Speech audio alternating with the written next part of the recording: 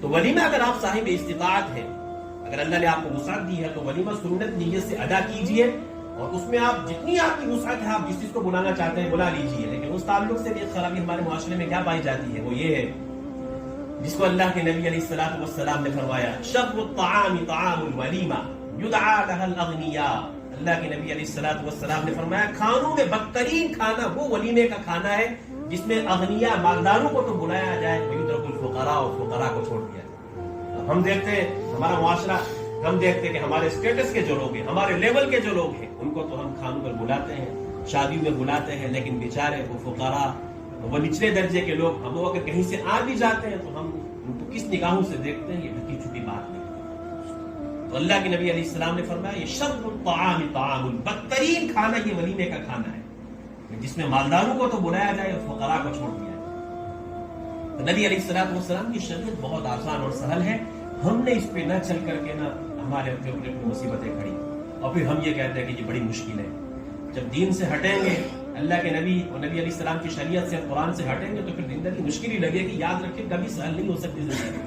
اگر سہل زندگی چاہتے ہیں تو پھر نکاح کو اس طریقے سے انجام دیجیے جیسے عبد الرحمن بن عوف نے کیا، حضرت جابر نے کیا، اور نبی علیہ السلام نے کوئی شکوہ اور شکایت نہیں کی، بس ایک فطرت کا تقاضا تھا پورا کر لیا، نبی علیہ السلام کی سنت اس کو ادا کر لیا.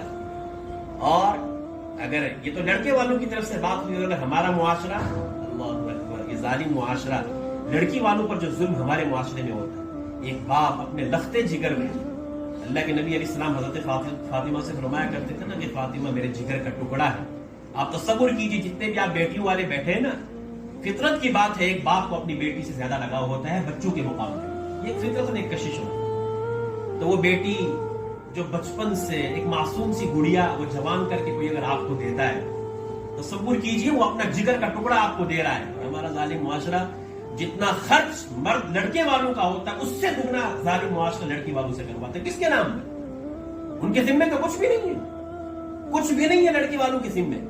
لیکن کیا ہے کہ ناک اونچی رکھنی ہے، معاشرے میں دکھانا تو ہے کہ ہمارے پاس دولت ہے، ہمارے پاس ثروت ہے، ہم تو بڑے گھر کے لوگ ہیں. جب تک نہیں کریں گے اتنی بڑی پارٹی، جب تک اتنا بڑا فنکشن نہیں کریں گے تو کیسے جانیں گے کہ یہ بڑے اسٹیٹس کے لوگ.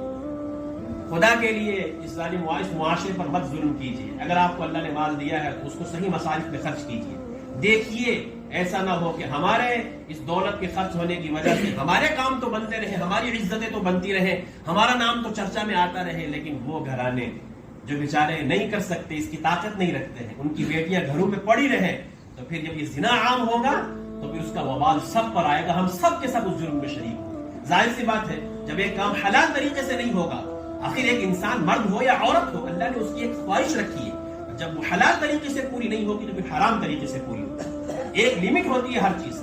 جب حلال طریقے سے خواہشات پوری نہیں ہوں گی تو پھر مجبور ہوگا چاہے لڑکا ہو یا لڑکی، اس نے اپنی خواہشات کو حرام طریقے سے پورا کرنا. اور پھر آج ہم دیکھ رہے ہیں اپنی آنکھوں سے کہ ہمارا ظالم معاشرہ نکاح کے لیے 5 سے 10 لاکھ روپے کے طلبگار ہے، اور زنا کے لیے 1000 روپے اور تھوڑا سا وقت چاہیے، تھوڑی سی جگہ چاہیے تنہائی کے اندر، اور زنا عام ہو رہا ہے. یاد رکھیں یہ زنا کا عام ہونا، قرآن نے اس کے تعلق سے تو یہاں تک کہا وَلَا تَقْرَبُوا الزِّنَا، یہ نہیں کہا کہ زنا مت کرو، یہاں تک کہا زنا کے قریب بھی مت جاؤ، انہ کان فاحشہ، وہ تو کھلا بے حیائی ہے. تو اگر یہ زنا عام ہو رہا ہے تو اس کے ہم برابر کے شریک ہیں.